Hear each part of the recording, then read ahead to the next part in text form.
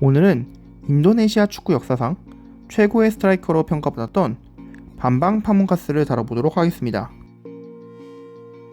파문카스는 1980년에 스마랑에서 태어났고 8살이라는 어린 나이에 본격적으로 축구를 시작했습니다.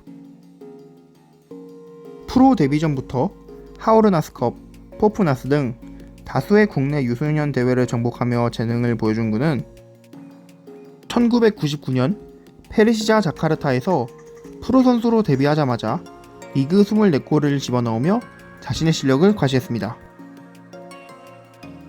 또한 같은 해에는 인도네시아 A 대표팀에도 발탁이 되어 첫 해에만 무려 7골을 넣는 무지막지한 모습을 보였죠.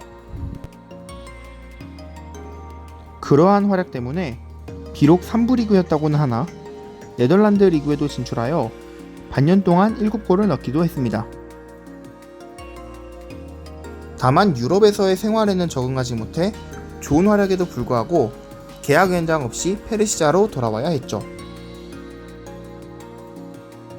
다행히 페르시자 복귀 후에도 그의 실력은 여전했기 때문에 계속해서 준수한 활약을 보여줄 수 있었습니다. 그리고 2005년부터는 말레이시아 슬랑고르 FC에서 활약하며 클럽 경력의 전성기를 보내기도 했습니다. 당시 슬랑고르는 2부 리그로 강등당한 직후라 매우 힘든 상황이었는데 이때 파문카스가 구세주로 떠올랐습니다. 우선 리그에서만 22골을 넣어 2부 리그 우승을 이끌며 1년 만에 1부 리그로 돌아갈 수 있도록 기여했으며 컵 대회들에서도 18골을 넣어 2부 리그 팀이 말레이시아컵 우승과 FA컵 우승을 달성하는 진풍경도 연출했습니다. 클럽에서 자신감을 얻은 덕인지 파문카스는 국가대표로서도 계속해서 훌륭한 활약을 보여주었는데요. 2002 동남아시아 축구선수권 대회에서는 8골을 넣어 득점왕을 차지했고 2007 AFC 아시안컵에서는 바레인을 침몰시키기도 했습니다. 참고로 당시 한국 대표팀은 1무 1패를 거둔 상태에서 인도네시아를 만나 조별리그 탈락의 위기에 처해 있었는데 인도네시아를 이겨야만 8강 진출이 가능했기 때문에 파문카스를 경계해야 된다는 기사가 매우 많이 뜬 바 있습니다. 결국 한국이 1대0으로 승리하긴 했지만 파문카스가 아시안컵에서 보여준 활약은 매우 인상적이었기 때문에 한국인들에게도 흥미를 끌었죠. 즉, 파문카스의 실력은 아시아 레벨에서도 통할 정도였으며 ESPN은 그를 아시아 톱10 스트라이커로 뽑았습니다.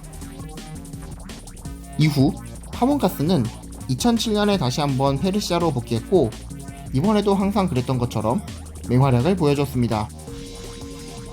다만 나이가 들어 체력의 한계를 느꼈고 2012년에 국가대표 은퇴를 선언하며 클럽팀에만 집중하게 되었습니다.